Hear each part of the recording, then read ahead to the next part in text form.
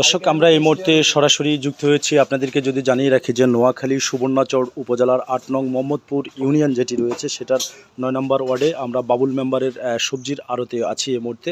এখানকার বিষয়টা যদি আমি আপনাদেরকে জানিয়ে রাখি যে নোয়াখালীতে টানা বৃষ্টি হওয়ার কারণে প্রিয় দর্শক প্রচণ্ড সবজির কৃষক যারা রয়েছে তারা প্রচণ্ডভাবে কিন্তু সাইড এফেক্ট হয়েছেন এবং বৃষ্টির কারণে তাদের গাছগুলো দুমড়ে মুচড়ে গিয়েছেন এবং অনেকগুলো গাছ মরে গিয়েছেন। তো আমরা এখানে আমাদের যিনি দায়িত্বে আছেন আমরা একটু তার সাথে কথা বলবো। ভাইয়ের নাম? আসসালামু আলাইকুম, আমার নাম জিল্লুর রহমান। জিলু ভাই, আপনার এখানে প্রতিনিয়ত কত টন মাল আসতো আগে?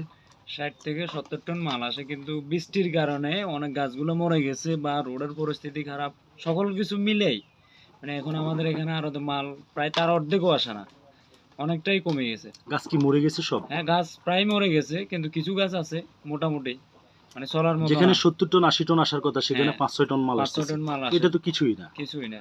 আচ্ছা, ধন্যবাদ। দর্শক, আমরা কথা বলেছি এখানকার দায়িত্বে যিনি ছিল ভাই আমাদেরকে জানিয়েছেন যে যেখানে 70 থেকে 80 টন মাল আসছে সেখানে প্রিয় দর্শক 2 থেকে 4 টন মাল আসে।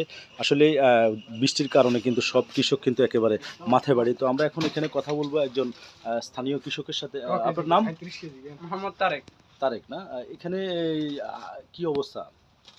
না, অবস্থা মনে করেন যে কৃষকেরা অনেক ধরা খাইছে। কেউ 2 লাখ 3 লাখ টাকার জন্য সালাম দিয়া এখন 60,000 70,000 টাকার জন্য বেচতে পারে না। পারে না এখন। যেখানে আপনার 60-70 টন মাল হওয়ার কথা সেখানে এখন 5-6 টন মাল হয়।